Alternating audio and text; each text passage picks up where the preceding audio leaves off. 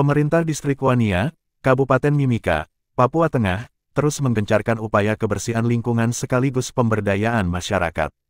Kepala Distrik Wania, Merlin Temorubun, saat ditemui di kantornya pada Jumat tanggal 26 September tahun 2025, menjelaskan bahwa kegiatan kebersihan tetap berjalan rutin melalui RT dan kepala kampung atau kelurahan. Sampah-sampah yang dikumpulkan masyarakat, kemudian diangkut oleh Dinas Lingkungan Hidup. Khusus hari ini, kegiatan Clean Friday terpusat di Kampung Moko Jaya sejak pukul 8 pagi. Selain membersihkan lingkungan, kader malaria juga turun memberikan edukasi kepada warga agar menutup genangan air sebagai langkah pencegahan penyebaran nyamuk malaria. Dalam jangka panjang, Distrik Wania tengah menunggu petunjuk teknis dari Dinas Lingkungan Hidup terkait pengelolaan bank sampah. Meski begitu, pihak distrik mulai merintis pemberdayaan kelompok rentan seperti lansia dan ibu-ibu janda. Mereka akan dilibatkan untuk mengambil dan memilah sampah dari rumah tangga maupun tempat usaha. Merlin menyebut, langkah ini bukan hanya menjaga kebersihan, tetapi juga memberi manfaat ekonomi sekaligus meningkatkan aktivitas fisik bagi para lansia. Kampung Moko Jaya dipilih sebagai percontohan, sebelum program diperluas ke kampung dan kelurahan lainnya. Dengan terobosan ini, Distrik Wania berharap tercipta lingkungan yang sehat, bebas malaria, sekaligus memberdayakan kelompok masyarakat yang membutuhkan. Ini kami data tadi, baru satu kelompok di Kampung Moko Jaya, itu nanti kami jadikan percontohan. Karena sampai sekarang kan kami belum mendapat petunjuk pelaksananya dari DLH itu seperti apa.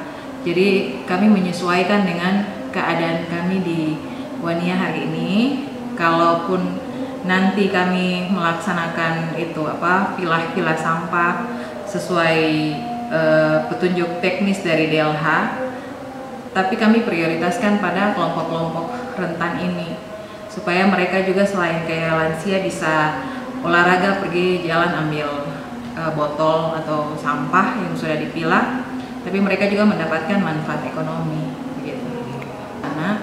Jadi nanti kami berdiskusi dulu dengan Pak Haji, bagaimana yang Bapak Haji terimanya apa, sampah dalam bentuk gimana, kemudian mekanismenya itu nanti kami atur dalam SOP, gitu, supaya dilaksanakan oleh kelompok lansia ini. Seperti misalnya tadi ditanya, ini lansianya umur berapa? Karena kalau kategori kesehatan kan 45 tahun ke atas, kalau sosial lain lagi.